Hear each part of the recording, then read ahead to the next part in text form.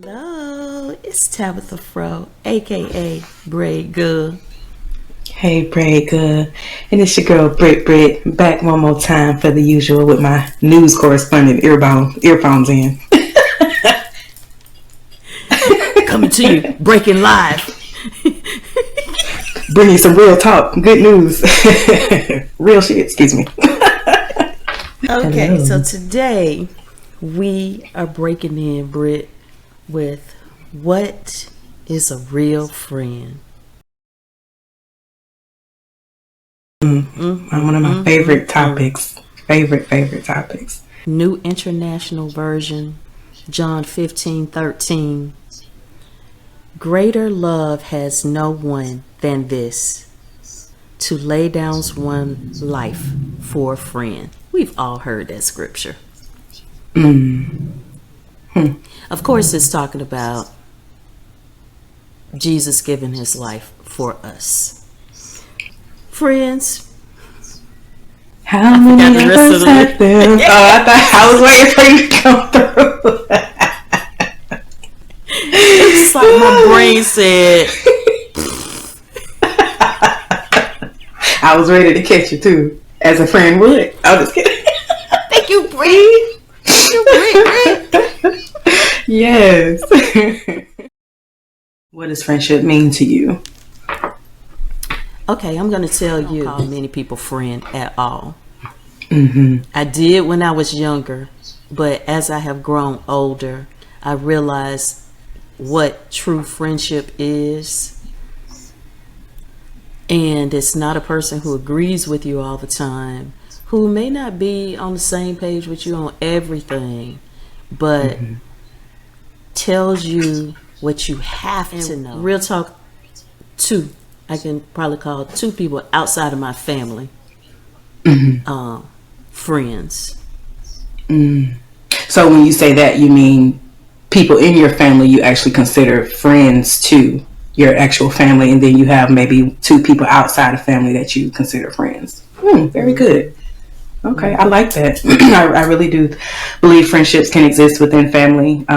The same for me. So friendship to me, similar. It's changed over the decades from when I was younger to now. I don't call everybody my friend. And sometimes I think because friendship or saying that's my friend can come so easily when you're talking, I've found myself catching myself and correcting myself. And I'll say, oh no, associate or colleague, or, I think there's a fine line between associate and friend, because to a degree, it feels like that person might be doing some things for you, or the exchanges may be what some may deem as friendship when it is really just an associate. So what kind of separates that from me is, are you checking on me?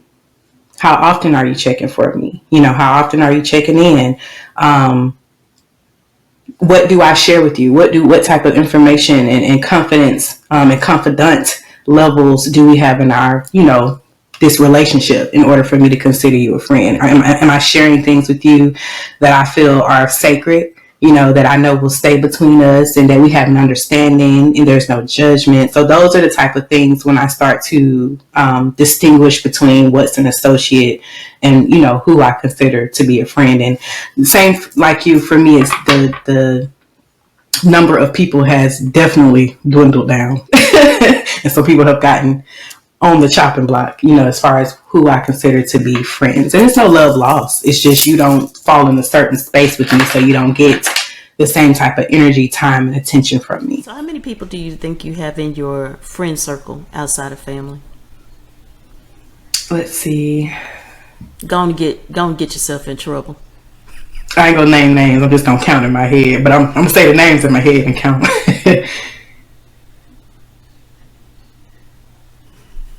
4 people, probably about 4, maybe 5, but a strong 4. And you know what? Outside of family, let me retract that. Dang, see, this is why I'm glad we're having this conversation. I'm not gonna say a number, but right now, I have a strong 4. I have a strong 4. Yeah. What about honesty within your friend group? I can tell you right now, the only reason why I consider two people my friends is because I'm not getting ready to tell everybody all my business. That's number one. And number two, these are people who you can really be yourself around, because these are people who you have really, as they say, let your hair down with, and they know you. They know your vulnerable spots.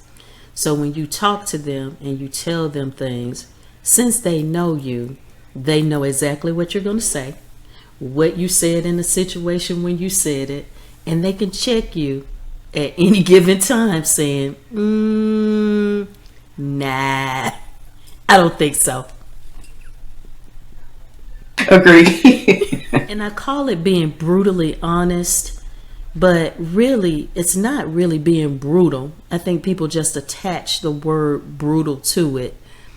Maybe because you can say something to a true friend in a way that you would not be able to say it to anyone else. You can just come straight out and just say, hey, I call BS on that. I know you. I know how you roll. And I'm just going to call BS on that. So anybody who can stay around you and be your friend after those situations, those are the ones that you want to call friend. Now, my very best friend, I laugh about situations when we are being brutally honest with each other all the time. Sometimes we'll just lay it out there and it'll be accepted by one or the other. Like if she's trying to tell me something, she'll just lay it out there, and then it's just like, oh, okay, you're right. And other times she'll lay it out there and I was like, I don't think so. I think you're wrong. And you just let that friend marinate on that for a little while. And then they'll come back and be like, you know what, you were right. Yeah, that definitely happens. I agree. As far as the honesty, it's very important, because I feel like when we can be honest with each other, when we can be brutal, and brutal doesn't have to be a beat down and be negative, but when we can be brutal, that's also making sure we're showing up for one another. That's showing me that I have your best interest at hand and you have my best interest at hand. You know what I'm saying? Like, if it's something we don't typically agree about with how the other one is moving, I'm not trying to tell you how to live your life, but sis, hey, I care about you. I love you. This is what I see. You don't have to agree, but I'm going to be honest because I love you. You know what I'm saying? And you can go on and do what it is you want. And we can still be friends. I'm still rock with you. We don't have to agree on everything, but we should have a space where we can share with one another without the other one getting mad or upset, and just understanding it's always coming out of love from me. So that's what I feel about as far as honesty goes in friendship. And I've had to have, I won't say tough conversations with some friends, but some real conversations. And it required, at the end, I love you. We still rocking. All right, next day, what's up? You know what I'm saying? And that's it. So, you have to have space for those tough conversations, I think. And understanding that the person may not get it right then. They could possibly, it could be months down the line when they come back and say, hey, you know what? You were right. And one good thing that I have with my very best friend is long time ago, we had a discussion about, look, we're gonna tell each other some things sometimes that you might not like. And at the end of the day, I want you to be honest with me. I can't be upset if you're being honest. I can't be upset if you see it from a different perspective and you're sharing that perspective. We made that pact together a long time ago. So I think that's probably what's bloomed that friendship to this far. It's very rare that you get, older and you find a true friend. Most times you're bringing friends that you've had for years and years and years that you've known from school or whatever. But yeah. Brings me to the point of sometimes they don't always last, unfortunately. I have a friend or two that Well, one of them I still keep in touch with from time to time. It's been a little bit strained, but we've been friends. We've all been friends, the three of us, since we were kindergarten. We met in kindergarten and we went through school all together. One of them left and came back, and I left and came back. And between those times, when I say left and came back, I mean went to other schools and came back.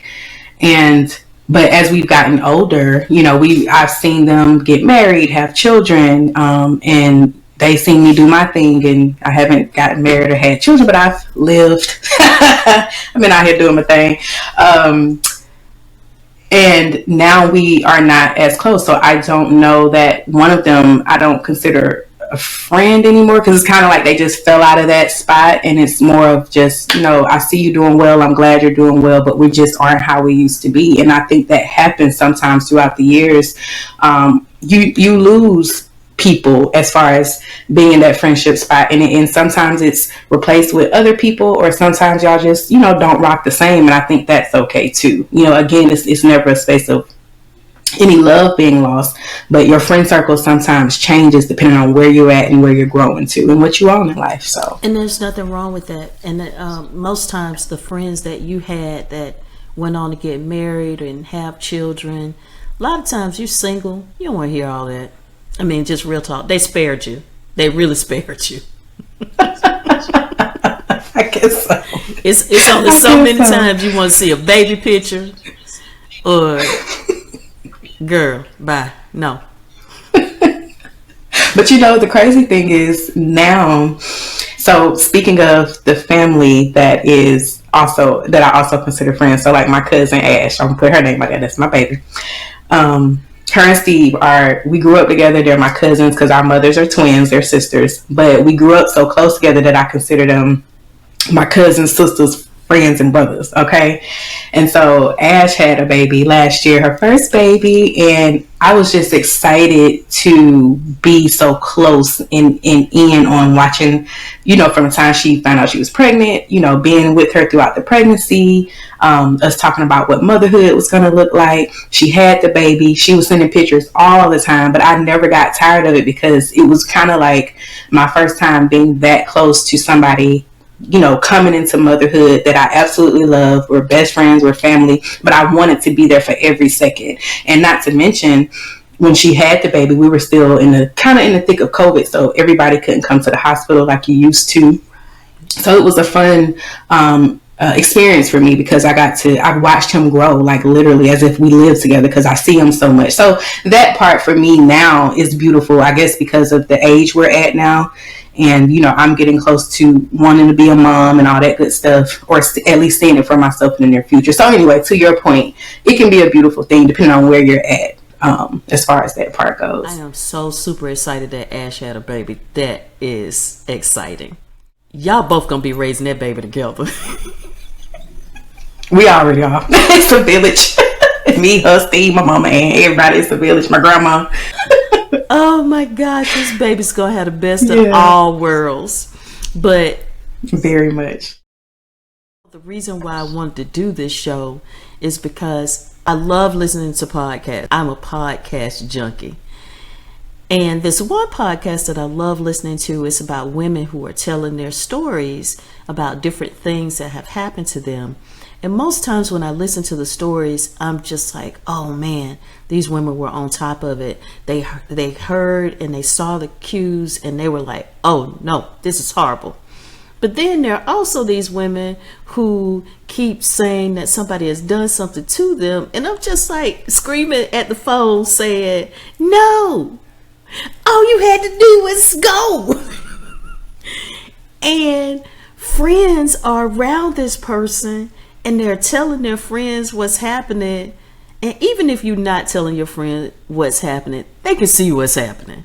And nobody ever pulls these chicks to the side and say, that's dumb, right? Like, you should not be doing this. But they make it seem so normal. So in my brain, I said, is it shaming when you tell a friend that this is not cool? or are you telling them for their own good? So I had to circle back around, because that was actually the reason why we started to talk about this today, is that you need some real friends in your life. For sure. I think the shaming part, it doesn't, I think it depends on how you're delivering the message and your intentional, what intentions you're coming from as far as getting your friend back on cue. Because again, if it's already established, hey, this is a safe zone, a non-judgment zone, sis, you can tell me anything. I don't care if I do think it's stupid. I'm not going to literally tell you you're stupid. I think that's shaming. You know, I'm not going to say, why would you do it? That's dumb. What are you thinking? It's how you say it and what you say. And instead of sometimes, because me and my girlfriends that are super close, you know, when we're sharing something with each other, it's more, well, how do you feel about that?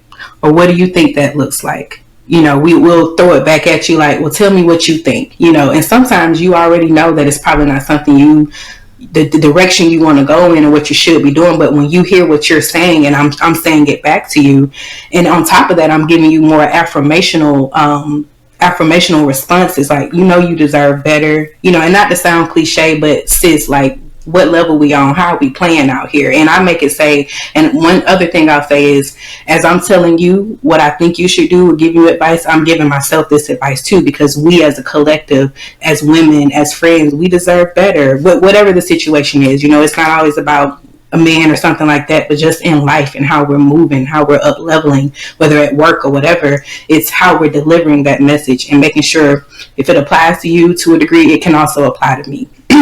So I think that's where we can kind of cut out the shaming piece when we're having those conversations. Basically, what y'all out here doing? What are we out here doing? Like, we gotta get it together, you know. But yeah, what you out here doing? So it's like, we ain't moving like that, you know. So your thoughts on, because I also believe when it comes to friends and friendship, not all friends know the same information about me, and it's not from a standpoint of hiding or anything like that, or being you know, sneaky about my stuff, but just knowing who I can talk to about what, because everybody's on different levels and on different pages, and I know when I want to talk about a certain thing or share a certain thing, in my most sacred thing, you know what I'm saying, I may not tell this person or that person because they just would not get it. They would not have that complete open space for us to discuss it. And, you know, I'll say I don't share everything. Like, of course, there are some things we just keep to ourselves, like nobody knows. But for those things that we do feel comfortable sharing, I don't share it with everybody, because I take into account where this person is, where they might come from, what their reference point might be. And, you know, everybody just don't need to know everything. So what are your thoughts about how you share your stuff?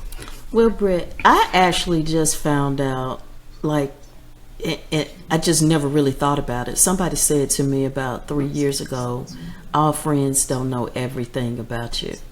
And I sat down and I thought, that is true.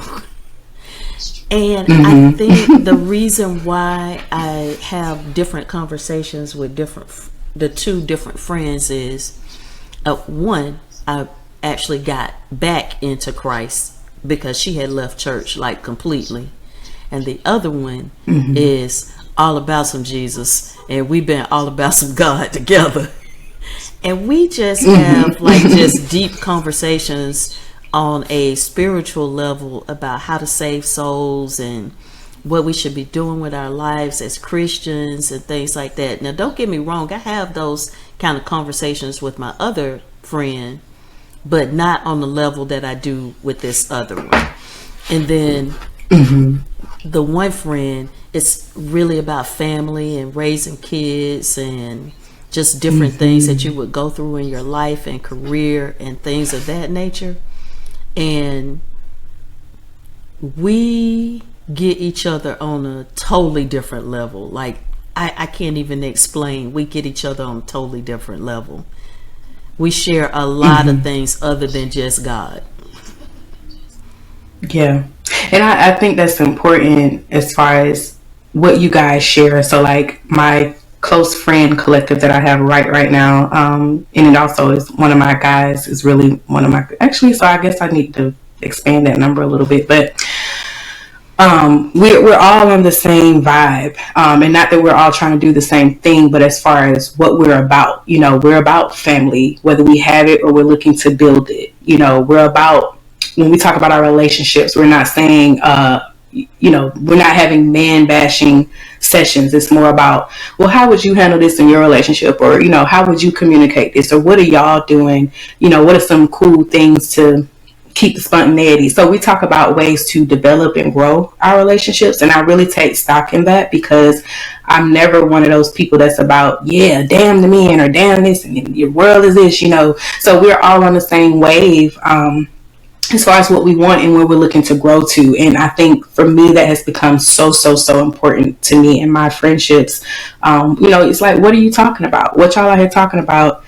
Check yourself. Are the conversations you having leveling y'all up? Is it keeping you in the same space, or is it holding you in the past? So I think that matters too, when we consider what friendship is and what it can look like. It doesn't always have to stay the same.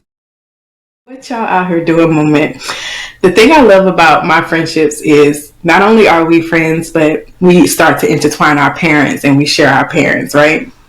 So, I could talk to you, Chris could talk to my mom, I could talk to your money's mom, whatever, and we just intertwine that. So, when me and Chris were living together, I think we were living together at this point. We may not have been, but we were coming over your house one day, and you know how you would cook for us. We come sit in the kitchen, have our conversations, have a good time, have us some drink. So this particular day, I think you sent us to the store to get you something to drink and some other things that you needed to cook. I can't quite recall. And so I think you wanted something specific, and you was like, get this, if they don't have it, don't worry about it.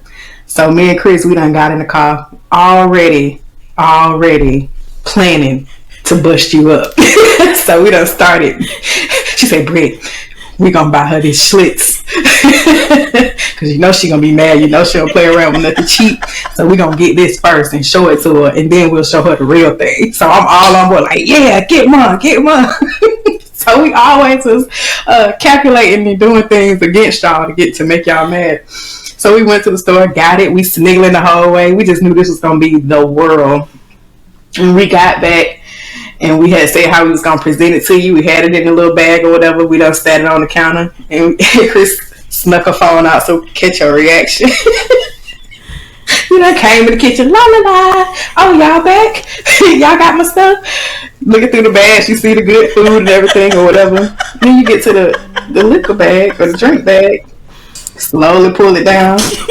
Your face was like, now y'all know good and doggone well I don't play about, what is this? I think we had a Schlitz or something. He was like, I don't drink this, but your face, we knew. And that was like the funniest thing ever. I still have that video. But we was always on something, trying to get y'all and make fun of y'all as our parents. And boy, we be teamed up about it. But yeah, funniest thing ever. Oh, your and face I drank that priceless. Too. I did drink that Schlitz. You done gave us I'm gonna whoop y'all face. I'm from Thomasville. Your face was like, no, y'all didn't. I am straight. Well, we couldn't tell that day because straight out the Ville. Because you looked at us with that lethal kill face. Let me tell you, that face was so priceless, baby. He was like, I know these heifers didn't. It almost was like, get out my house. Wow. He was like, uh-oh. I was like, Krista, cut the video off. Okay, thank you. So yeah, that would be my what y'all out here doing. Thank you for joining us. Don't forget to like or subscribe. Yes. We'll see y'all next time. Bye. And share.